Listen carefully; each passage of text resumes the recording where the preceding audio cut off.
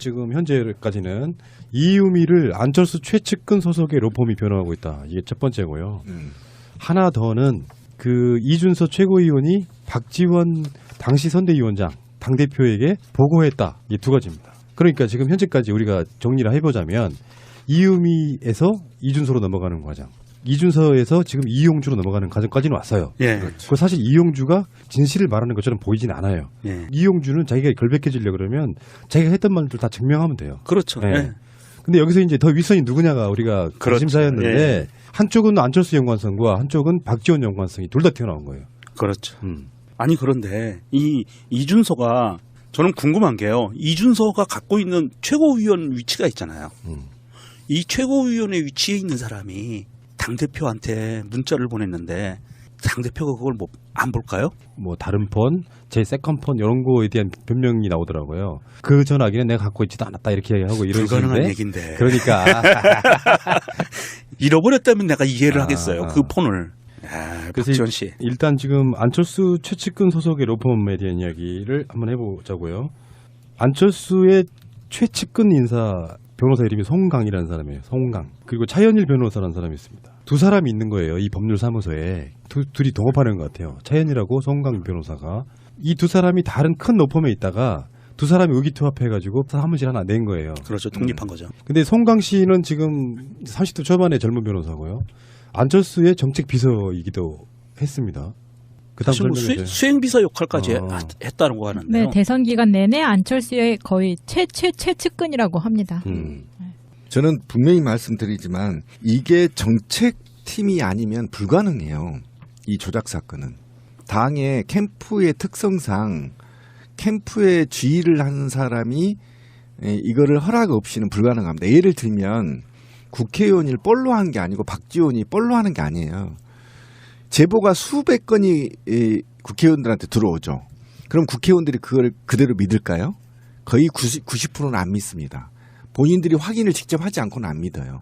그런데 그렇게 제보가 들어왔어요. 그리고 이게 선거를 뒤집힐 수도 있어요. 그리고 자기 소속 당이었던 대통령 후보를 지금 죽이려고 해. 그런데 이게 정책실에서도 모르고 대통령 후보가 모른다고요? 저는 그렇게 보지 않습니다. 그래서 아마 송강이나 차현일 이쪽에서 지금 이거를 변로를 맡은 것이 아닌가. 그러니까 이건 이렇게 의혹이 봐요. 있죠. 송강은 안철수의 최측근이잖아요. 송강이라고 하는 변호사가, 그 젊은 변호사가. 이 사람은 지금 국민의당 내에 여러 가지로 깊숙이 관련돼 있는 사람이에요. 그럼요. 예. 출마도 했고 국민의당 법률 행정본부장도 맡고 있고 최근에 이제 문자 폭탄 TF라고 하는 국민의당에 관련된 소송도 맡고 있는 그런 사람이에요. 그리고 심지어 이유미하고 전국 청년위원회에서 같이 활동도 했어요. 맞아요. 이 사람이 지금 안철수 최측근이란 말이야. 이 변호사도 혹시 공범아니에요? 제가 얘기했잖아요. 공범일 수밖에 없다. 왜 그러냐면 이게 문제가 됐을 때 법률적으로 어떤 관계가 있느냐라고 법률 자문을 했을 테고 정책실에. 그러니까 이게 다 알고 있는 짜고 치는 고스톱이라니까요. 그러니까 지금 제가 이야기하려고 하는 게 그런 얘기인데 송강이라고 하는 변호사가 안철수의 최측근인데 만약에요. 이유미가 독단적으로 하는 행동이라고 하면 안철수 입장에서는 송강이 이유미 변호를 맡는 거를 하지 말라고 했을 거예요. 당연히 관련이 그렇죠. 없다면. 또 오해받으니까. 네. 네. 그런데 그거를 변론을 맡아. 지금 이 사람 이유미뿐만 아니라 이준석까지도 지금 아까 송강에 가장 같이 사무실 내고 있다는 차현일한테 두 사람 다 사건을 지금 변호사를 맡겼단 말이에요. 이렇게 되면 그러네요. 어떤 상황에서만 이게 가능할까요? 안철수가 그 사건을 알고 있고 어떤 책임이 있는 상황에서만 가능한 거예요. 비슷한 사례가 얼마 전에부터 벌어졌잖아요. 우리 박근혜 변호인단이 최순실과 정유라까지 같이 맡아가는. 이거 좀 뭔가 냄새가 비슷한데요. 그러니까 그런 상황이라고 하면 설명하기가 좀 어려워져요. 전혀 관련이 없다면 아까 그 시민님 말씀처럼 오해받기 싫어서라도 그걸 맡을 수가 없는 거죠. 근데 아까 그 이유미의 그 카톡의 메시지 중에 뭐 책임을 지려하지 않는다 뭐 등등의 그런 게 있잖아요. 이걸 유추 해석해 보면 당연히 맡아주셔야죠. 지금 그런 것들이 우리가 보이지 않는 뭔가가 있지 않으면 이건 변호가 불가능하다고 봅니다. 이준서 또한 안철수 측근이고 지금 송강이나 차현일도 안철수 측근이고 이유미도 측근이고 안철수만 몰랐다. 이게 말이 되냐고요. 예. 아니 그러니까 정책실의 핵심 인물이 송강이었다면 이건 굉장히 최고위원까지 보고가 됐고 이게 검증이 다 됐을 건데 이 검증을 통해서 어쨌든 이게 이제 문모 모략 아닙니까? 모략을 조작 또는 기획했을 가능성이 굉장히 높다니까요. 이게 지금 경찰이 이거를 아마 아무리 안철수가 빠져나가려고 하더라도 빠져나갈 수가 없게 될 겁니다. 그게 정치적 메커니즘이 지금 그래요. 그래서 굉장히 이 사건이 일파만파 아마 국민의당이 해체될 수준까지 갈 것이다. 예측하는 게 그런 건데. 아니 그렇게 얘기했어요. 당 차원에서 조직적으로 개입한 정황이 드러나면 해체하겠다라고 그 공식적으로 발언까지 근데 했는데요. 그거는 반대로 해석해야죠. 절대 당 차원으로 드러나지 않게 하겠다는 의지일 그렇죠. 수밖에 네, 없죠. 의지의 표현. 어. 니들 다 입 다물어 이렇게. 그런데 저는 한 가지 깜짝깜짝 놀라면서 나는 이 사건이 터지고 나서 우울증 덕이 화병이 생기려고 그러는 게 상상만 해도 놀라워요. 만약에 이 공작이 대대적인 성공을 거둬서 안철수가 대통령이 됐다라고 생각을 하면 비비케 사건처럼 되는 거예요. 이용주가 법무부 장관 됐을 거 아니에요. 그렇겠죠. 그건 아닐 거야. 어쨌든 그런데 저는 마음이 편하지가 않아요. 왜 그러냐면 지금 당내 관계자하고 좀 통화를 한번 해봤는데 당의 안철수 축출 세력들이 있고요. 근데 왜 갑자기 당내에서 이게 불거졌느냐. 이게 굉장히 지금 저는 불안한 게 뭐냐면 솔직히 말하면 지금 사당 체제가 굉장히 좋습니다. 문재인 정부 성공에도 좋고요. 향후의 선거에도 굉장히 좋은 분위기가 있습니다. 그런데 누군가가 당내에서 국민의당을 해체하고 일부는 민주당으로 들어가고 일부는 바른정당으로 가려고 하는 세력이 보인다. 이런 겁니다. 왜 그러냐면 지금 이대로 가면 광주에서 지방선거 박살납니다. 그럼 그 이후에 존립 자체가 흔들리거든요. 그러면 어떻게 공천을 할 거냐? 얘 지금 물음표가 던져 있는 겁니다. 국민의당에서는.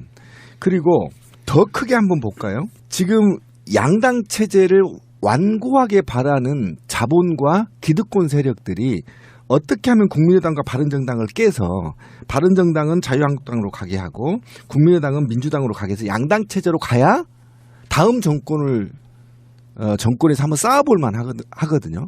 그런데 지금 바른정당과 국민의당이 중간 지점에서 있는 한 자유한국당이 새누리당 계열의 자유한국당이 다음 정권에 요원하거든요.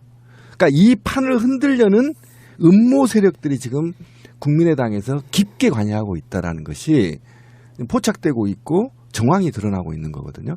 이 부분을 우리 문재인 정부의 성공과 장기 집권을 꿈꾸는 민주 진보 세력들의 장기 집권을 꿈꾸는 세력들은 이 부분에 대해서도 굉장히 깊게 봐야 하고 그래서 국민의당 너네 해체하고 민주당으로 들어와라 이런 개 같은 소리는 하지 않았으면 좋겠다. 굉장히 위험한 발상이고요. 그다음에 바른정당과 국민의당이 자꾸 깨져가지고 양당 체제로 다시 또 회귀해버리는 이런 사태가 발생하기를 바라는 세력들이 누구 세력인지를 색출해내는 예, 굉장히 이런 지금 정치적 메커니즘이 어렵게 복잡하게 작동되는 게 지금 국민의당 내부의 증거 조작 사건의 빌미거든요. 그래서 굉장히 이것도 깊게 좀 봐야 된다.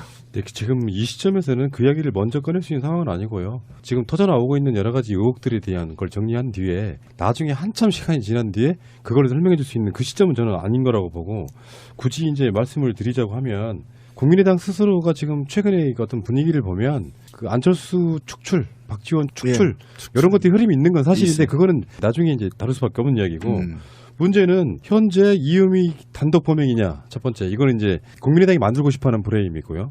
나머지 국민의당이 이게 당이라는 게 사실은 후보가 몰랐더라도 당대표가 몰랐더라도 최고위원급까지 올라갔다고 하면 사실은 당 차원에서 개입한 사건이기 때문에 지금 가장 핵심 고리가 누구냐면 이용주예요. 이용주가 원래 알고 있었음에도 불구하고 그 조작 사건에 가담했다고 하면 당이 관여한 게 되는 거거든요. 네. 그러니까 이준서도 자기 스스로는 나 그 사건 몰랐다고 계속 부정하는 거고요. 이용주도 부정하는 겁니다. 두 사람 최고위원, 한 사람은 공명선거 출신 단장, 당의 공식 기구에 꽤 중요한 인물들이 개입해서 알고도 그 짓을 했다면 그러니까 이미 사실은 정황적으로는 알고 있었을 거라는 것이 드러나 있는 상황대잖아요. 그러니까 국민의당 입장에서는 지금 두 가지 방법이 있는 거예요. 하나는 핵심 고리들은 거기에 대해서 필사적으로 막으려고 하고 있고요. 왜냐하면 당이 지금 완전 풍비박산, 당이 없어지는 존립위기에 있는 상태인 거잖아요. 막으려고 하고 있는 거고, 한쪽에서는 이왕 이렇게 된 거 어차피 내년 지방선거 때까지 버텨봐야 이 당은 끝난다라고 생각했던 사람들은 차라리 공중변에 시키자라고 덤비는 세력이 있는 거예요. 문제는 이제 박지원과 안철수라고 저는 보거든요. 예. 그러니까 지금 오늘 나온 여러 가지 증거들이 박지원 연관 최소한 알았을 가능성에 대한 이야기 첫 번째 하나가 있고, 아까 말한 그 변호사들과 그 인맥상으로 보면은 안철수도 인재했을 가능성. 이렇게 되면 이제 정치권은 우리가 상상도 하기 없는, 지금 폭탄의 지금 심지가 사실은 거의 다 타들어간 상태라고 저는 보거든요. 맞아요. 그렇죠. 예. 이제 그러니까 제가 염려한 게 그거예요. 아까 제가 미리 말씀을 드렸던 건 뭐냐면 지금 이게 아무리 안철수가 아니다, 뭐 이준서가 아니다, 이용주가 모른다, 이게 안 먹힌다니까. 왜 그러냐면 사법 마피아들이 이 사건을 굉장히 깊게 강력하게 수사를 할 거란 말이에요. 그러니까 아무리 안철수가 나 아니라 하더라도 이 사법 마피아들이 국민의당을 깊게 수사할 거란 말이에요. 굉장히 깊게 수사하고 강도 높은 수사를 할 거란 말이에요. 그렇기 때문에 국민의당이 어차피 이 사건을 최고 지도부가 알았든 몰랐든 국민의당은 존립이 흔들려 버린단 말이에요. 이게 지금 핵심이에요. 우리는 지금 프레임에 이용주가 뭐 알았니 어쩌니, 이준서가 알았니 어쩌니, 이게 지금 말려 있는데요. 실제로 그렇지 않다. 이건 아무 의미가 없어. 검찰이 알아서 깊게 조사를 할 거기 때문에 결과적으로는 알았다는 것이 밝혀질 거란 말이에요. 지금 이제 국민의당이 깨지고 있는 과정이 뭐냐? 과정인 거예요, 지금. 지금 지방의회 어떤 의원분 한 분이 탈당을 선언하면서 이제 이게 와해되기 시작하는 거예요. 이러다가 불안감을 느끼는 사람들이 이제 계속 뛰어내릴 거라고 보면은 그냥 자기들이 셀프로 정계 개편해주고 있는 그런 느낌에 좀 가깝고, 이제 시작일 거라고 보고. 이거 새누리당도 하기 힘든 모략을 지금 한 거잖아요. 그렇죠? 네. 굉장히 큰 사건입니다. 이건 굉장히 무서운 사건이고요. 2017년에 대한민국에서 이 새정치를 하고 전라도를 중심으로 한 이 정당에서 이 모략이 나왔다는 건 이게 알았든 몰랐든 안철수하고 박지원은 정치 생명 끝나는 겁니다. 사회 떠나야 돼요. 안타깝습니다. 제가 볼 때는 제가 듣는 소문에 의하면 우리가 믿고 의지했던 사람들도 알았다고 해요. 이게 굉장히 심각한, 내부에서는 좀 심각한 문제인 겁니다. 이게 사실이든 아니든 국민의당을 풍지박살 만들어보려고 하는 세력들이 있다. 일파만파 커질 거고 존립이 어려울 겁니다, 아마. 사람들이 좀 자극적인 걸 원하기 때문에 생기는 현상인데 조작 사건이 이루어진 건 맞고요. 그들 말처럼 일개 당원도 아닌, 사실은 당원도 아닌 당직자의 그 농간을 몰랐다고 해도 그냥 모질이 정당인 거고, 주요 당직자들이 이걸 알면서도 계속 가자고 했다고 그러면 진짜 이 사람들은 정말 쓰레기인 거고, 어찌됐건 저 국민의당은 이번 사건으로 그냥 끝났다라고 보는데, 어느 선까지 알고 있었느냐가 이제 그 주요 그룹들 중에 핵심 중에 박지원과 안철수 둘 다 의심하고 있잖아요. 사실은 이쪽 분들은 알고 있었을 거 같아서 기한성이 없다고 생각하고, 제가 어제 나간 방송에서 안철수 씨가 문재인 후보에게 던지던 질문을 계속 보면 이 사람은 이거를 답을 듣고 싶어 하지 않았다니까요. 그때 그 방송 들어보셨죠? 3번을 계속 틀어주시던데. 그러니까 왜 그러냐면 안철수는 이거를 실제로 물어보고 싶은 생각이 없었어요. 뭔가 도구로 활용했단 말이에요. 그렇죠. 예. 대선 토론에서. 셀프 답을 하면서. 예. 그러니까 문재인 후보의 답을 듣지 않고 다른 화제를 바꾸면서 그것만 툭 던지고 갔다고. 그때 제가 느끼는 그런 느낌은 이게 확신이 없구나. 저는 그런 느낌까지는 받았다는 거예요. 안철수가 확신이 없구나. 그게 던지고 나서 그게 이슈화 될까 봐서라도 그냥 빨리 지나가 버리잖아요. 그런 느낌이었었고, 어쨌건 이게 이제 주말 지나면서 저는 이렇게 봅니다. 앞으로 향후에 검찰 수사 결과가 나올 텐데 이유미와 이준서와 지금 이제 아마 이용주까지가 참고인 비슷하게 처음에 시작해서 조사를 받게 될 거라고 저는 보이는데, 그리고 나서 그게 어느 정도 위선으로 향할지에 대한 그거 수사 결과들은 우리 방송 이후에도 계속 나올 거라고 보고, 이런 걸 멘붕이라고 하죠. 그런 분들 있죠. 얼마 남지도 않았는데 그 당으로 건너가신 몇 분들 있잖아요. 네. 그분들은 인생을 어떻게 그렇게 사니? 재수가 없어도 그렇게 없니? 중요 당직을 맡고 계시는 이현주 씨도 있잖아요. 그분 어떻게 해? 이현주와 박영선의 차이 같은 거 아닐까요? 그런가요? 판을 잘 읽어. 내가 살아남을 곳이 어떤 곳인가. 정말 아이고 우리 연주 언니 어쩔까 이거. 그러니까 지금 그 국민의당 무슨 뭐 최고위원 회의나 무슨 회의하잖아요. 예. 이현주 그렇게 어두운 표정은 처음 봤어요. 맞아요. 정치적 장래가 굉장히 어두워 보이더라고. 발언도 예. 풀이 죽었어요. 예, 알겠습니다. 자, 안철수 최측근 변호사들 이유미 변론 맡아. 왜? 자, 박지원 대표에게 이준석 그 상황 보고해. 박지원 못 들었다. 왜? 그러니까 잃어버렸다면 내가 이해를 하겠어요. 그 폰을. 그래서 박지원 씨. 일단 지금 안철수 최측근 소속의 로펌에 대한 이야기를 한번 해보자고요. 안철수의 최측근 인사 변호사 이름이 송강이라는 사람이에요. 송강. 그리고 차현일 변호사라는 사람이 있습니다. 두 사람이 있는 거예요. 이 법률사무소에. 둘이 동업하는 것 같아요. 차현일하고 송강 변호사가. 이 두 사람이 다른 큰 로펌에 있다가 두 사람이 의기투합해가지고 사무실 하나 낸 거예요. 그렇죠. 독립한 거죠. 근데 송강 씨는 지금 30대 초반의 젊은 변호사고요. 안철수의 정책 비서이기도 했습니다. 그다음 사실 뭐 수행비서 역할까지 했다는 거 하는데요. 네, 대선 기간 내내 안철수의 거의 최측근이라고 합니다. 저는 분명히 말씀드리지만 이게 정책팀이 아니면 불가능해요. 이 조작 사건은. 당의 캠프의 특성상 캠프에 지휘를 하는 사람이 이거를 허락 없이는 불가능합니다. 예를 들면 국회의원을 뻘로 한 게 아니고 박지원이 뻘로 하는 게 아니에요. 제보가 수백 건이 국회의원들한테 들어오죠. 그럼 국회의원들이 그걸 그대로 믿을까요? 거의 90%는 안 믿습니다. 본인들이 확인을 직접 하지 않고는 안 믿어요. 그런데 그렇게 제보가 들어왔어요. 그리고 이게 선거를 뒤집힐 수도 있어요. 그리고 자기 소속 당이었던 대통령 후보를 지금 죽이려고 해. 그런데 이게 정책실에서도 모르고 대통령 후보가 모른다고요? 저는 그렇게 보지 않습니다. 그래서 아마 송강이나 차현일 이쪽에서 지금 이거를 변로를 맡은 것이 아닌가. 그러니까 이건 이렇게 의혹이 봐요. 있죠. 송강은 안철수의 최측근이잖아요. 송강이라고 하는 변호사가, 그 젊은 변호사가. 이 사람은 지금 국민의당 내에 여러 가지로 깊숙이 관련돼 있는 사람이에요. 그럼요. 예. 출마도 했고 국민의당 법률 행정본부장도 맡고 있고 최근에 이제 문자 폭탄 TF라고 하는 국민의당에 관련된 소송도 맡고 있는 그런 사람이에요. 그리고 심지어 이유미하고 전국 청년위원회에서 같이 활동도 했어요. 맞아요. 라고 하면 설명하기가 좀 어려워져요. 전혀 관련이 없다면 아까 그 시민님 말씀처럼 오해받기 싫어서라도 그걸 맡을 수가 없는 거죠. 근데 아까 그 이유미의 그 카톡의 메시지 중에 뭐 책임을 지려하지 않는다 뭐 등등의 그런 게 있잖아요. 이걸 유추 해석해 보면 당연히 맡아주셔야죠. 지금 그런 것들이 우리가 보이지 않는 뭔가가 있지 않으면 이건 변호가 불가능하다고 봅니다. 이준석 또한 안철수 측근이고 지금 송강이나 차현일도 안철수 측근이고 이유미도 측근이고 안철수만 몰랐다. 이게 말이 되냐고요. 예. 아니 그러니까 정책실의 핵심 인물이 송강이었다면 이건 굉장히 최고위원까지 보고가 됐고 이게 검증이 다 됐을 건데 이 검증을 통해서 어쨌든 이게 이제 문모 모략 아닙니까? 모략을 조작 또는 기획했을 가능성이 굉장히 높다니까요.